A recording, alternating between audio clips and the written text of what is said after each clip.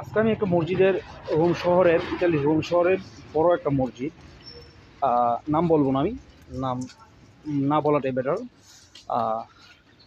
ওই যে প্রাইভেসির জন্য, সব প্রাইভেসি শুধু আমার ক্ষেত্রে বেলায় যাই হোক, ওইটা বড় কথা না। বড় কথা হইতেছে তারা ইফতারের কালেকশন করতেছে। ইফতারের কালেকশনটা কী হইতেছে, আপনার প্লাস্টিকের প্লেট, প্লাস্টিকের চামচ, প্লাস্টিকের গ্লাস, ওইগুলো কালেক্ট করতেছে। এখন 20,000 প্লাস্টিকের প্লেট লাগতেছে। 20,000 প্লাস্টিকের প্লেটের দাম আসতেছে প্রায় আপনার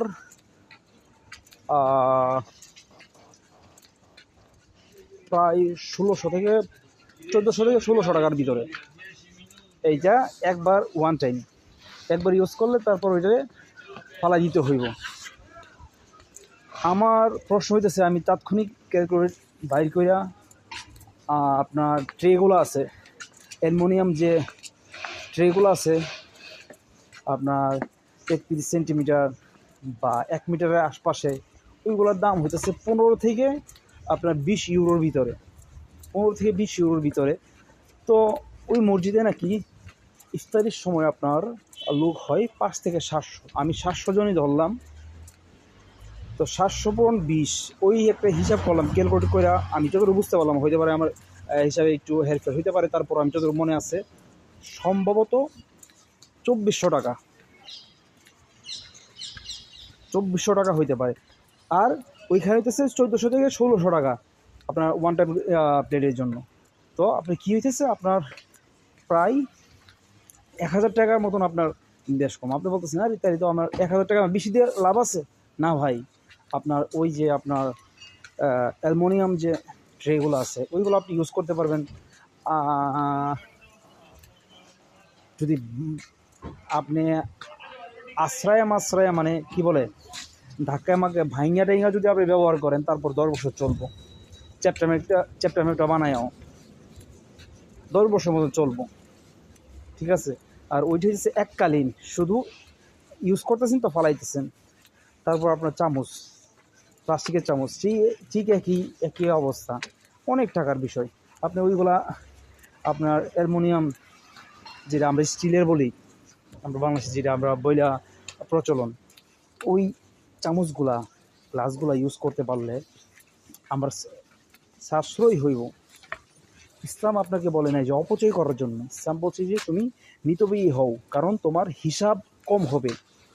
মানে কিপটে না হওয়ার জন্য না, মানে মিতব্যয়ী হও, কারণ তোমার যতটুকু লাগবে এতটুকু করো, তুমি সঞ্চয় করতে পারো, কিন্তু খরচ করার তো কোনো মানে অপচয় করার কোনো মানে হয় না এগুলা।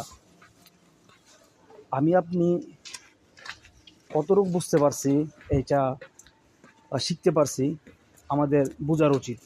কারণ আমরা ইসলামকে মানার থেকে ভোগে বেশি আসক্ত। ইসলামকে আমরা মানা থেকে ভোগেতে বেশি আসক্ত। তো আমাদের উচিত ইসলাম ভালোভাবে প্রকৃতভাবে বোঝার জন্য। হইতে পারে ভাই তুমি দাড়ি নাই, টুপি নাই, কিছু নাই, তুমি কি বুঝবা ইসলাম সম্পর্কে? ভাই আমার বুঝার, আমি নাও বুঝতে পারি, কিন্তু এই যে কেউ যদি ভুল করে, ওই ভুলগুলো ধরাই দেওয়ার, আপনি যদি জানেন আপনি ভুলগুলো ধরাই দিবেন, আমার ভুলগুলো আপনি ধরাই দিবেন। তা না হলে আমরা বুঝতে পারবো না, তা না হলে আমরা পাইতে পারবো না। কারণ বলছে যে এক মুমিন আরেক মুমিনের আয়না স্বরূপ। আয়না অর্থ কী? আপনার আয়নাতে আপনি কি আছে, আপনার চেহারাতে কি ময়লা আছে কি না আছে, ওটাকে আপনি দেখতে পারবেন? তো আপনার চেহারাতে ময়লা দেখতে হইলে আপনার কি দেখতে হইব? যে আয়না দেখতে হইব। আয়না দেখলে আপনি বুঝতে পারবেন যে আপনার কতটুকু ময়লা আছে, কি আছে, ঠিক আছে না, আপনি পরিষ্কার করতে পারবেন। ঠিক সেরূপ আমার এক মুমিন ভাই, মুসলিম ভাই আমাকে বলবে ভাই আপনার এই ভুলটা হইতেছে, এই ভুলগুলো আমার ধরাই দিব, তাহলে আমি বুঝতে পারবো, শুধরাইতে পারবো। তো আশা করি বড় ভিডিও করে কোনো লাভ নাই, এতে করে আমাদের কোনো উপকারে আসবে না যদি আমরা না বুঝতে পারি। কারণ আল্লাহ অধিকাংশ মানুষকেই বোকা, গাধা, গর্দভ হিসেবে তৈরি করছে। 5 থেকে 7টা ছোড়া না, 5 থেকে 7টা আয়াতের মাধ্যমে আছে অনেক মানুষকে, অধিকাংশ মানুষকে আল্লাহ বোকা বানাইছে, জ্ঞানহীন বানাইছে। ওইটাই হচ্ছে আল্লাহর ইচ্ছে। আর আল্লাহর উত্তম পরিকল্পনাকারী, এটা আল্লাহর ইচ্ছে কে কীভাবে বানাইছে।